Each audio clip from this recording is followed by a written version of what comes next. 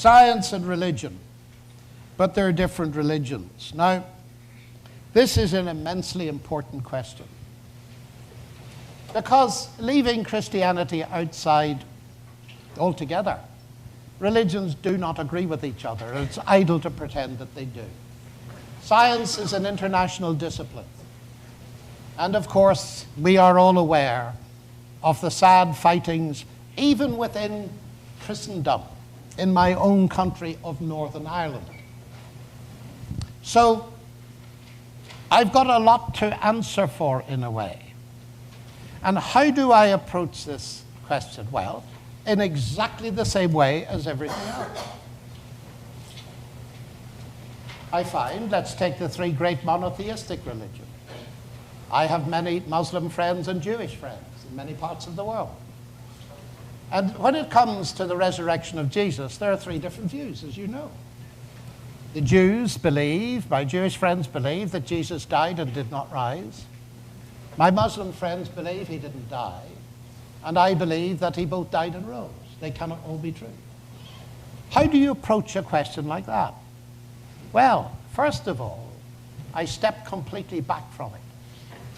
And I realize that there are two levels of difference between religion.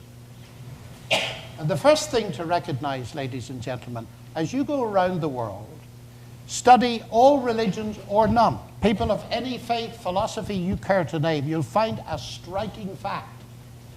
And it's that there's a common element of morality that's shared by almost every living human being. I've done a bit of research on this. And you will find the golden rule, do unto others as you would be done by, in every single religion, in every single philosophy, even Roman pagan philosophy, and in the fundamental statement of British humanism. You will find it everywhere. What does that tell me? It tells me that we need to respect each other's ethical code. Sometimes as a Christian, I can be put to shame by the moral integrity of someone of another religion. And therefore we approach this with great sensitivity. So that's the first thing. But what I notice is this, ladies and gentlemen, that the real difference comes not at the level of ethics and morality, so much as at the level of the basis on which a person can have a relationship with God. And there, religions and philosophies divide into two systems. One of the systems is a bit like Harvard University. There is an entrance examination. I presume you have an entrance, do you? Or do you just get in without an exam? No, you don't. So there's an entrance exam, so we can imagine that as a door here. And then there's the Harvard way, and it goes up and down, and you try and stay on it, and there are all the professors to teach you, and then there's a whacking great gate at the end. It's called final exams. Now, the whole principle on which the system depends is that of merit. The professors, all of them, are infinitely kind. And, but, I hope they are anyway. But they cannot guarantee that you're going to get through the door at the end, can you? It depends on merit, your performance, your achievement.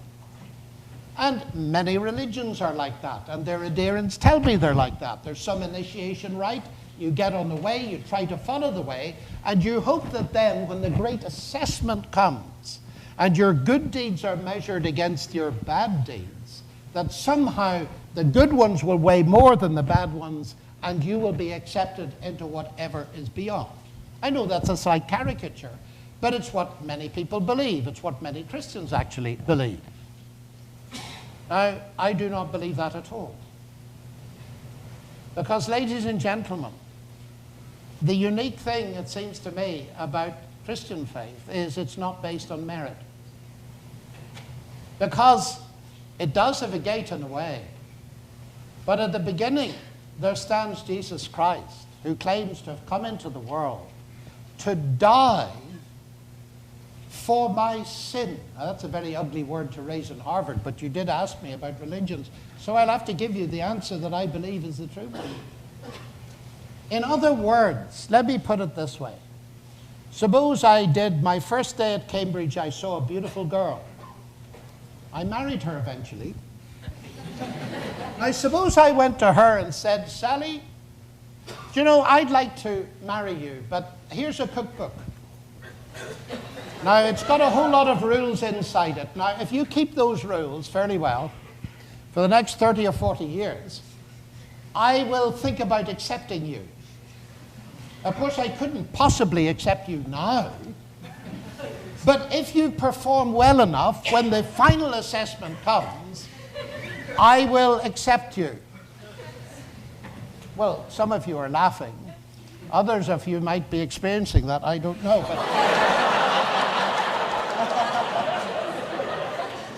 But you see, that would be to insult her. The secret of my marriage, ladies and gentlemen, is this: that we accepted each other at the beginning, unconditionally.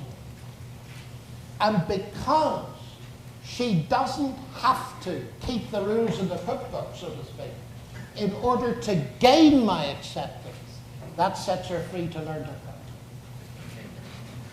And it's exactly the same with God.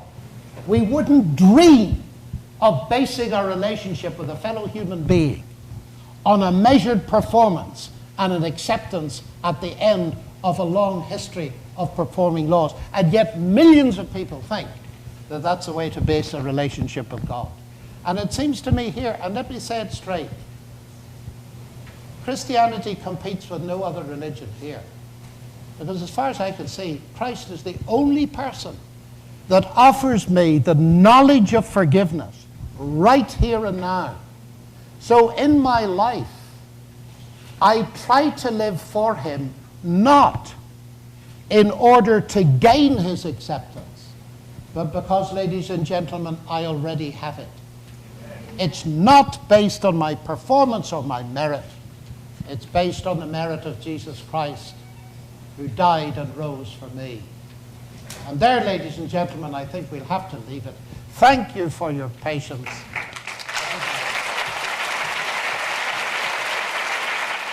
For more information about the Veritas Forum, including additional recordings and a calendar of upcoming events, please visit our website at veritas.org.